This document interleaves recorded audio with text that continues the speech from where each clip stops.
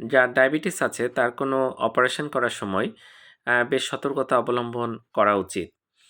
১ম যে সতর্কতা সেটা হচ্ছে যে যদি ইলেকটিভ অপারেশন হয়, যে নির্দিষ্ট সময়েই করতে হবে এমন কোনো বাধ্যবাধকতা নাই। আপনি হয়তো ৬ সপ্তাহ পর বা ১ মাস বা ২ মাস পরে করবেন। সেসব অপারেশনের ক্ষেত্রে আমরা যেটা করি যে আগে ডায়াবেটিসটা কন্ট্রোলে নিয়ে আসি, তারপরে অপারেশন করা হয়। সেক্ষেত্রে কয়েকদিন ইনসুলিন লাগতে পারে। পরে আবার ইনসুলিন চেঞ্জ করে কিন্তু ট্যাবলেট করা যায় অথবা ট্যাবলেটের ডোজ বাড়ানো যায়। ট্যাবলেটগুলো চেঞ্জ করে একটা টার্গেটে আনা হয় যে এতর নিচে রাখতে হবে। না হলে কিন্তু অপারেশন পরবর্তী ইনফেকশন বা অপারেশনের পরবর্তীতে সেরে ওঠা সেখানে কিন্তু বিলম্ব হতে পারে। তো এই বিষয়টা খেয়াল রাখতে হবে। অপারেশনের করার আগে অবশ্যই ডায়াবেটিসটা কন্ট্রোলে নিয়ে আসতে হবে। আর যদি ইমার্জেন্সি হয়, আপনার ডায়াবেটিসও বেশি কিন্তু একটা ইমার্জেন্সি হলে এখনই অপারেশন করতে হবে।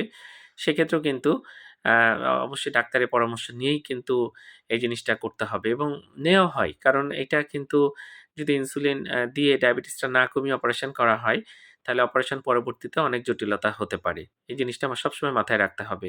ধন্যবাদ সবাইকে।